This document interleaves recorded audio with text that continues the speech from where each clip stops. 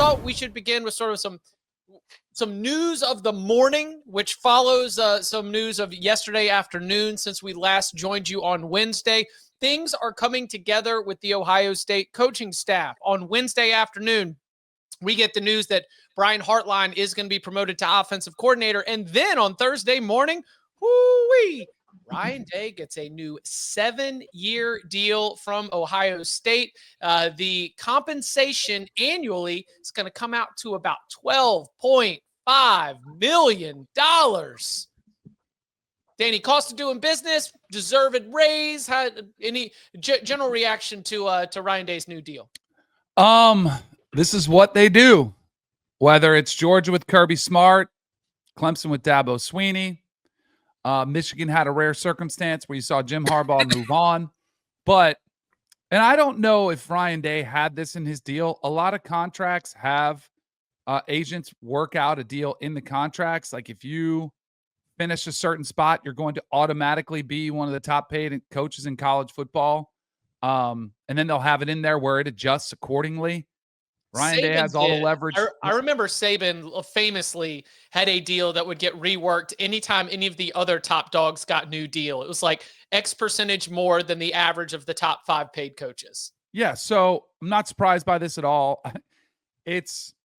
Schools have money to spend. I do think it puts a little bit of a pause on the expectation that I had. I'm pretty sure Bud is on this page too, where maybe they were going to allocate funds more towards the players as opposed to the coaches. This still shows that maybe there is more room to grow with the coaches, which is insane with the type of money that they're making. But, I mean, everybody that finishes in the top 4, it seems to get a new deal. And if you win a national title at Ohio State the first time in a decade, you've got a lot of leverage. Both your coordinators leave. Like, why not? And you almost were on the hot seat a month ago, 2 months ago. So, good for Ryan Day. I mean, the guy's a really good coach. He only loses to teams basically that win the national title or play for it, or lose to the team that won the national title. I guess with the exception of this year's game against Michigan, I am curious how high this is going to go, though. I mean, that doesn't make him the highest paid coach in the sport, right? He's in the neighborhood of Kirby, and that's like we said it. He's a top 2 coach in the sport, and now he's getting top 2 money. Sometimes these extensions come out, and I feel like you haven't earned your deal yet. It's just like the market has resulted in you, and $12 million contracts don't come out from that. But this is one where it's the opposite. I think he's getting paid for the work that he's done. I think that when you give this deal to Ryan Day, you're giving it to him because he is 46-5 against Big Ten opponents, 70-10 overall. And he has, as Bud mentioned, just basically been running at the very top of the sport ever since he took over.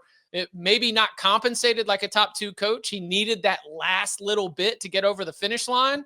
But this is not, hey, we're giving you this deal, and now he's going to have to live up to this, or the fan base is going to want him fired.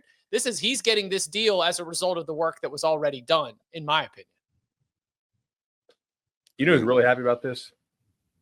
Agents of all these guys who are going to rep coaches who are going to get the SC jobs that are open next fall. I mean, there's like so many big time pressure schools right now in the SEC who have a lot of money, and it's going to be Kirby and Day, and then who? Right. Does LSU need somebody new? Does Arkansas need somebody new? Does Auburn need somebody new? Does Florida need somebody new? I'm missing somebody here, I'm sure, but I think we're going to have 3 or 4 coaching changes in the SEC after this year, so it's going to be interesting. The bigger news of this is Ryan Day got paid and he's just stopped recruiting, because the biggest breaking news of the morning is that Illinois landed its 2nd composite 4-star from the state of Ohio in the 2026 class. What's going on with the Buckeyes there, Ryan? Did you just been partying since winning that title? You're not hitting the trail. You're not bringing in talent. Brian Hartline's offensive coordinator for 5 minutes and already the recruiting class is drying up. What's going on? I think that's too much time with Jimmy Fallon, not enough time working on the Jimmys and the Joes. That's right. That is facts. Right. Is Ryan Day free and clear now in the eyes of an Ohio? Until he loses to Michigan again. I know. So I was saying, not in the eyes of the administration, which would owe him some odd of $84 million. Depending on what the exact language of his contract buyout would be. But it is in the eyes of a fan. You think that Ryan Day has done enough work that he can coast for a couple years? I mean, I would hope winning a national title buys him some time with the fan base, yes. But you never know. I mean, look at how quickly LSU fans were turning on Ed Orgeron. It's like there's little patience these days. There's short memories and little patience. I think it buys them 3 to 4 years, and then it gets you a little bit of a window, because even with Ed Orgeron or Gene Chizik or some of those kind of and then you were quickly fired within a couple years. Like, the track record previously wasn't great. That's the thing about Ryan Day. The total record is really, really impressive. I mean, don't forget, he did make it to the college football playoffs a couple other times, did lose, had Georgia right on the ropes before. I know the Michigan thing lingers and that looms over and it looms large, but I mean, at some point you got to be like, come on. Like, I think it buys them at least 3 or 4 years, and it could be bad. The only thing is, like, guys who are wired like this, who win like that, they don't typically tend to just coast. Right. Yeah. That's right. I think Ryan Day is a crazy person in all the best ways. Like, I was having a conversation with someone. They were describing a college coach as being a crazy person. And we're like, yeah, they're all crazy people. Like, that's just like, you have to be wired in a very unique way to be able to perform that job at that level. Like, I know that Ryan Day, just like people I know at Ohio State who work at Ohio State, they're like, Day is a little bit different than Urban Meyer, like, not a psychopath. And I'm not saying Urban Meyer is a psychopath, but just like a little more like a guy you'd want to get a beer with. I mean, we know Urban obviously owns a bar and seems to have fun in the bar, but like, how do I work this analogy here? Like, Ryan Day seems more like a normal guy who's a really high achiever at work, but also is like, cares about like the family, and he has some hobbies. He likes to play tennis, like, for his mental health. Like, he just seems like he's fairly well adjusted, I guess. And I think you saw some of those stories this year about how, like, the very lunatic fringe of the Ohio State fan base kind of got to him in his family, as would make sense, because I mean, there's some weird pockets of every fan base, but like, Ohio State's definitely got some weirdos, and every fan base does. And they're wearing face paint and giant buck nuts at the games. It seems like, I don't know, maybe this will get old takes exposed, but he seems like a guy who's fairly set up to win for a while if he wants to be there for a while. Like not somebody who looks like he's about to burn out for the most part. Part of not burning out is going to be having to decide how things are going to go on the offensive side of the ball. Brian Hartline's promoted. Tom, Bud, do you think that this means Ryan Day's back to play calling? I mean, I don't know this, but I would guess this. I could just ask, Dave Biddle at Bucknuts what he thinks. I would guess that they probably are not going to hand the play calling reins to a guy who's never done it before.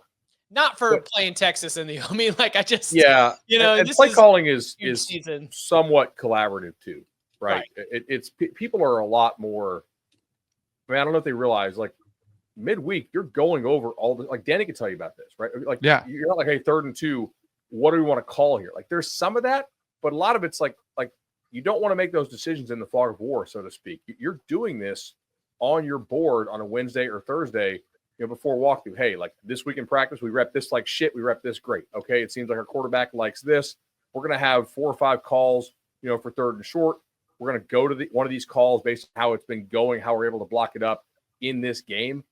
You don't have time to sit there and think about it, like, in the game that much, right? Maybe out of a timeout, but a lot of this play calling stuff is predetermined, and yet there is really a skill to play calling for sure. Like, having the feel to choose between which 2 or 3 plays you predetermined for that situation, or like, hey, we saw a way that they cheat this one formation. We're going to come back to it later in this game. Sort of some of that we talked about, guys who are running their script to score, and certain guys who run their script to give a lot of different looks to see how a defense is going to align and play stuff. We mentioned, I think, in the Natty or semifinal preview, like, how do teams align, like, to your H-back, or if you're in 12 personnel, or if you sneak your best player into 12 personnel, do they treat that guy just as purely formationally a second tight end, or do they treat him more as like, see, exactly, or do they treat it as like hey, that's 12 special, where like Jeremiah Smith is actually the guy playing H-back there.